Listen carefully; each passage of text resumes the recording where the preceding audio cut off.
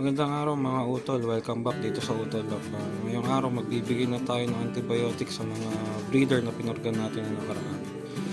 Bali napahinga na sila ng 3 araw kaya ngayon pwede na tayo magbigay ng antibiotic. Ito yung antibiotic na gagamitin namin. 3 klase ito pero yung isa lang muna gagamitin natin. Ito yung unang gagamitin natin. Metronidazole. Magbibigay tayo nito sa loob ng 5 araw. Tapos after nun, papahinga lang natin sila ng 3 days. Ship na ulit tayo sa ibang antibiotic. Ito naman. Tapos after 5 days ulit, ito naman ang ibibigay natin.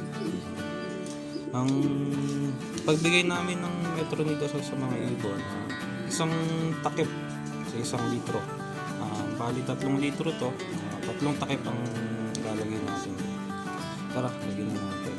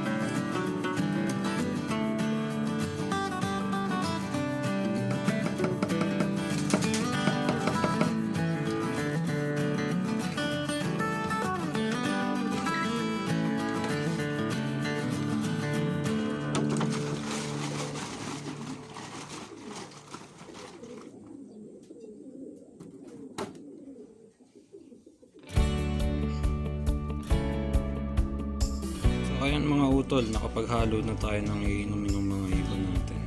Pwede na natin sila pakainin. Tara't pakainin na natin.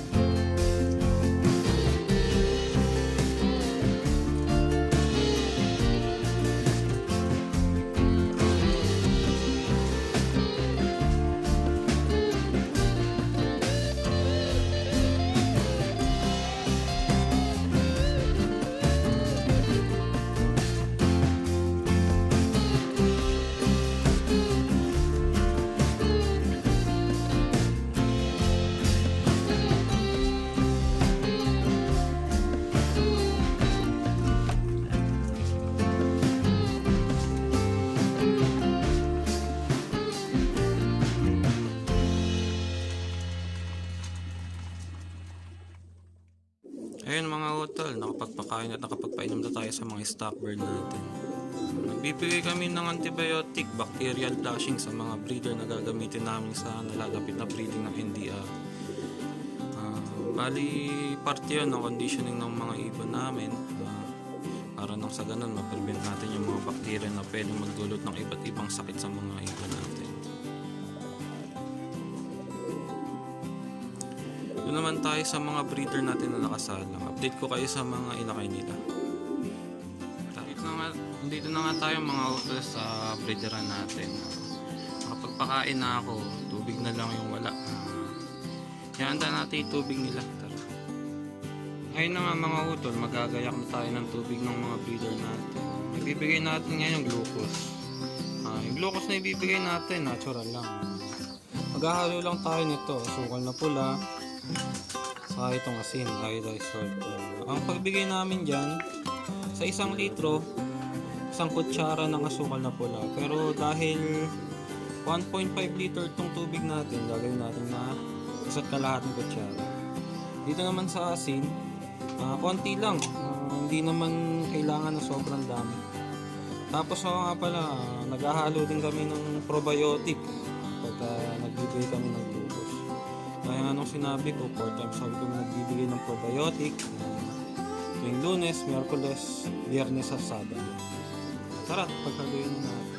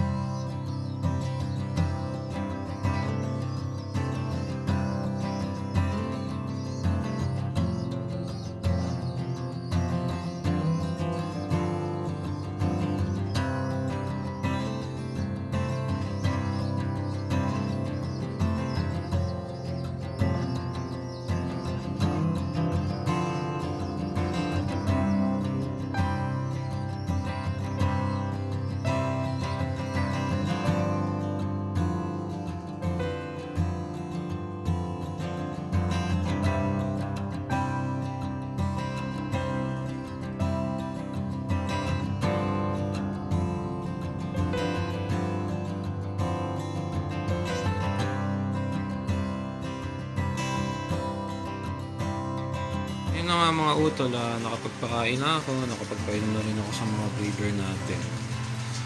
Nakapagsubo na rin sila sa mga inakay nila. Mapapansin nyo, dalawa na yung pugad ng mga breeder natin. Kasi may ilan sa kanila umitlog na ng second clutch. Yung second clutch na yun itutuloy natin. Kasi susuksukan pa rin namin sila ng YB. Ililipad pa rin namin sila sa summer. Itong first clutch nga pa lang ng mga breeder natin. Doon to sa kapatid ko. Siya maglilipad na rin doon sa loft, sa isang loft namin. Bali, yung second clutch nito, yun yung mapupunta sa atin. Ililipad doon sa bagong loft. Ito yung mga inakay nila. Tingnan nyo. Malalaki na rin. Yung iba nakikita ko tumutok siguro isa o hanggang 2 linggo pa pwede na natin ihiwalay. Ito nga palang dalawang inakay na rin, hindi yan magkapatid. Bali yung isang checkered, ito ang kapatid niya. Iniwalay ko kasi inalis ko na yung hen, ikukondisyon ko sa breeding ng NDR, kaya pinaghiwalay ko yung inakay nila para masubuan niya ng tama yung isang inakay niya, tapos masubuan din doon ng tama yung inakay niya. Kasi dalawa pa naman itong breeder natin na ito. Kaya mas masusubuan niya ng maganda yung dalawang inakay na yun. Ito tumutok anak yun. Ito anak ni White Light. White Light din yung nilabas. Sana yung performance nung anak niya kagaya din ni White Light. White Light din yung nilabas. Malaki-laki na rin. Ito nga pala yung habol natin. Ayan, malaki na rin siya. Kasing-singan ko na. Maibigin natin siya ng summer.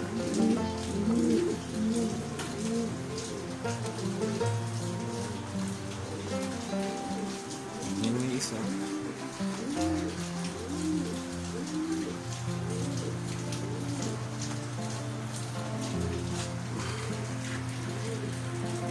Ito isa lang.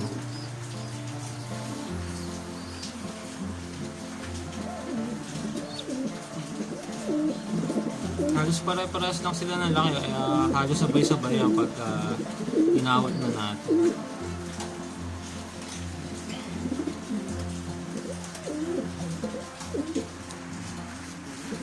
Bali mga utol, o nga pala ito. Yung pairing natin, tutuloy ko yung second clutch. Bala ko sana iparapol. Yung pairing niya, Flying 52 Terminator, cross din sa TDB Polo ang race. So, yung hen na yan, gaya ng sinabi ko, full brother siya ng Tacloban Lap Champion, Super Set Winner, 5th overall. Kasi ito finisher ng Santana namin. Kung sakali na mabuhay yung second clutch, ipaparapol natin ito. Para to sa mga viewers at subscriber natin.